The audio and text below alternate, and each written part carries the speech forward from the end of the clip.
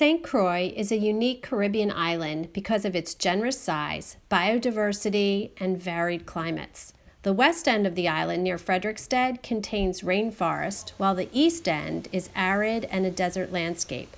My parents' home in Christiansted falls between the two, allowing for both tropical and desert plants. I'm in a cactus and palm tree garden in St. Croix, and I'd love for you to have a chance to see the different textures and hear a little bit about some of these plants and what makes them special. Right up here is a Christmas palm tree, and you can see the fruit on the side, and that becomes bright red berries, and it actually looks like Christmas ornaments. Coming around here, we have some Ixora, which is this bright orange color plant here, and that comes in sort of that reddish pinkish orange color and yellow. Some plumbago, this beautiful cool blue, and bougainvillea, which is a signature flower of the Caribbean.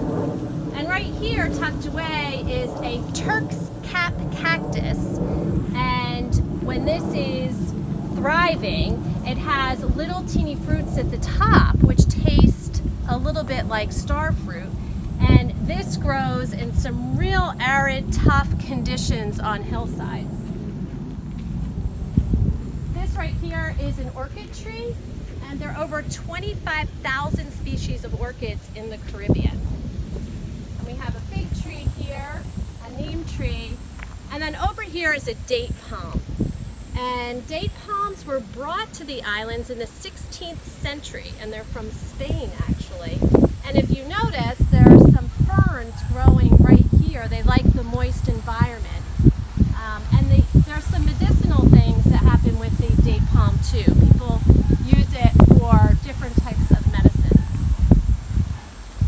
If you come around here, one thing it's interesting to notice is the amount of space between the plants. And part of that is because there was a hurricane that cleaned everything out. And the other thing is that these cactus and palms really thrive with a lot of air circulation.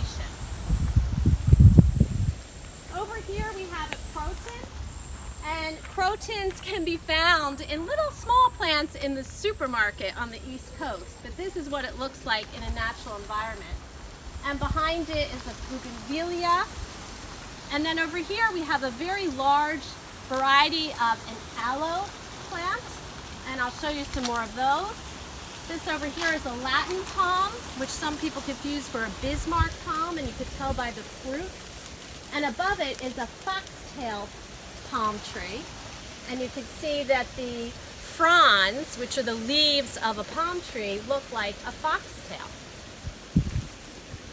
We're going to come right through this little shady area. This is a sea grape, and these line the beaches in the Caribbean. I love these. Over here, a foxtail palm tree again. And right here, we have a prickly pear.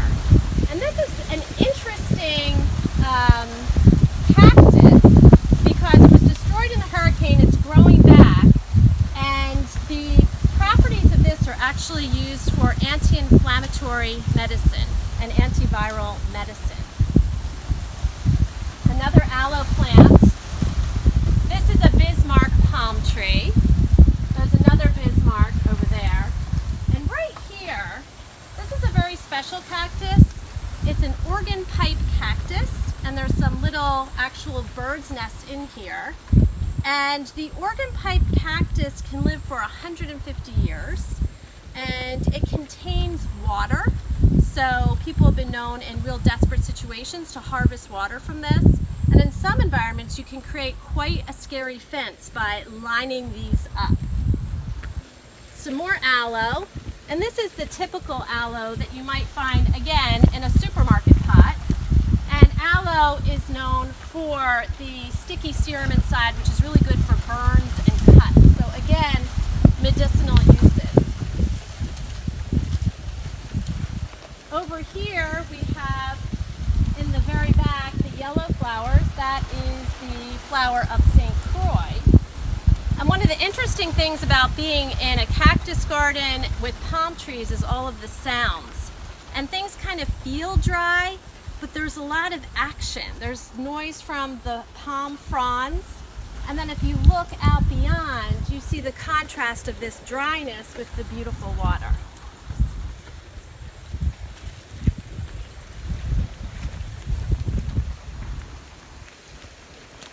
The tree that's right beyond there, that is a calabash tree.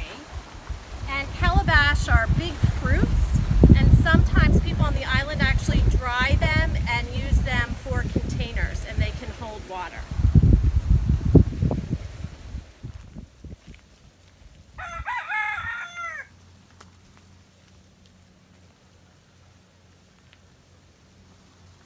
In the Caribbean, there's a different sense of gardens, and cactus and palm trees create a whole different way of looking at the environment and looking at space. And what's really great about both palm trees and cacti is that they're self-sustaining. They can survive in arid, difficult environments, and some of them actually live very long lives. Together, my parents make gardening an adventure.